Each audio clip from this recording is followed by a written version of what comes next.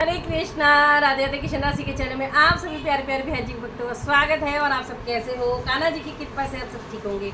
तो आज है भाद्रपद मास की परिवर्तनी वामन एकादशी।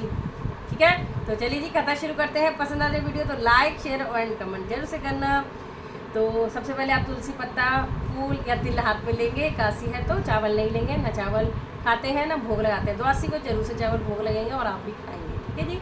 तो श्रीमन नारायण नारायण नारायण भजमन नारायण नारायण नारायण लक्ष्मी नारायण नारायण नारायण गोविंद नारायण नारायण नारायण। बोलो लक्ष्मी नारायण भगवान की जय। तो भाद्रपद मास के शुक्ल पक्ष को क्षीर सागर में 4 मास के शयन के बीच में भगवान करवट बदलते हैं। भगवान के करवट लेने के कारण ही इसका नाम परिवर्तनी एकादशी है। इस एकादशी को भगवान विष्णु के बोने रूप वामन अवतार की पूजा की जाती है। इसी कारण से इसे वामन एकादशी के नाम से भी जाना जाता है। युधिष्ठिर ने पूछा, हे केशव, भाद्र मास के शुक्ल पक्ष में जो एकादशी आती है उसका नाम क्या है, वह उसके कौन से देवता है तथा इसके करने की विधि और फल बताइए, यह मेरे जानने की इच्छा है। श्री कृष्ण बोले, हे राजन, सभी पापों को नष्ट करके स्वर्ग का सिंहासन देने वाली एकादशी को परिवर्तनी एकादशी वामन एकादशी के नाम से जानते हैं और ये प्रसिद्ध भी इसी नाम से है। कथा कहता हूँ, ध्यान से सुनो। इस कथा के देवता स्वयं वामन देव हैं और कथा बड़ी सुंदर है और इसके सुनने का फल वाजपेय यज्ञ के समान है। जो व्यक्ति इस दिन वामन देव का पूजन करते हैं उन जीवों को ब्रह्मा विष्णु महेश तीनों की पूजा का फल मिलता है और उसके जीवन में कुछ भी करना शेष नहीं रहता और कि श्री भगवान उनको संपूर्ण संसार की पूजा का फल दे देते हैं। इस दिन भगवान नारायण ने करवट बदली थी, इसलिए इस एकादशी को परिवर्तनी एकादशी के नाम से भी जाना जाता है। युधिष्ठिर ने कहा, हे नारायण, आपके इन वचनों को सुनकर मुझे बड़ा भारी संदेह हो रहा है कि आप किस प्रकार सोते हैं और किस प्रकार करवट बदलते हैं। आपने किस प्रकार वामन रूप धरा तथा राजा बलि को क्यों बांधा और वामन रूप से संबंधित सारी लीलाओं का वर्णन करें।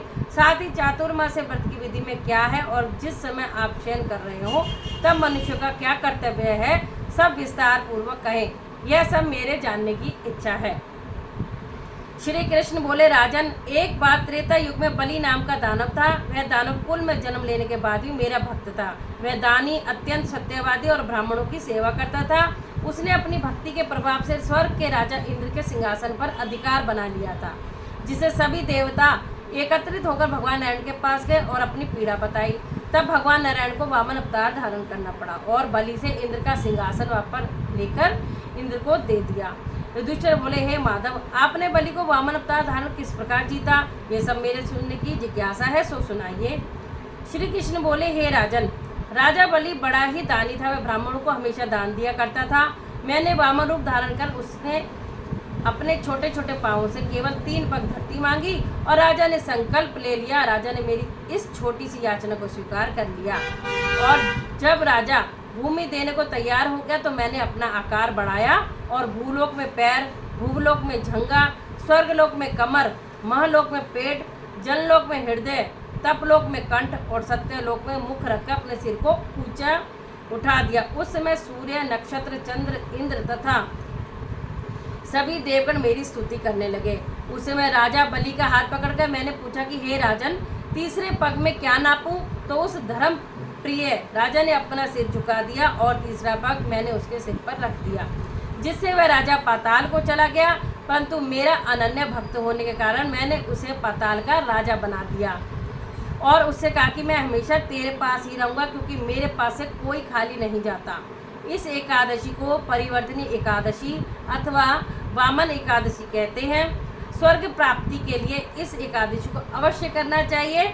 श्री कृष्ण कहते हैं कि इस एकादशी के दिन बलि के आश्रम पर मेरी मूर्ति स्थापना हुई दूसरी क्षीरसागर में शेषनाग पर शयन करती है, इसलिए श्री भगवान शेषनाग की पीठ पर शयन करते हुए करवट बदलते हैं। इसलिए त्रिलोकी के नाथ श्री हरि भगवान का विशेष पूजन होता है। इसमें चावल, दही और यथाशक्ति दक्षिणा का दान दिया जाता है। इस दिन रात्रि को जागरण व श्री हरि का कीर्तन करना चाहिए ताकि जन्म जन्मों के पापों से छूटकर भगवान विष्णु की शरण में मिले जो व्यक्ति पापों को नष्ट करने वाली इस कथा को सुनते हैं तथा सुनाते हैं, उन्हें अश्वमेघ यज्ञ का फल मिलता है। बोलो श्री हरि विष्णु भगवान की जय, श्री लक्ष्मण भगवान की जय। जो आपके हाथ में तुलसी पत्ता फूल या तिल है उनको आप श्री हरि के चरणों में रखिए और फिर श्रीमन नारायण नारायण नारायण, भजमन नारायण नारायण नारायण। बोलो श्री हरि विष्णु भगवान की जय, लक्ष्मी नारायण भगवान की जय, एकादशी महारानी की जय।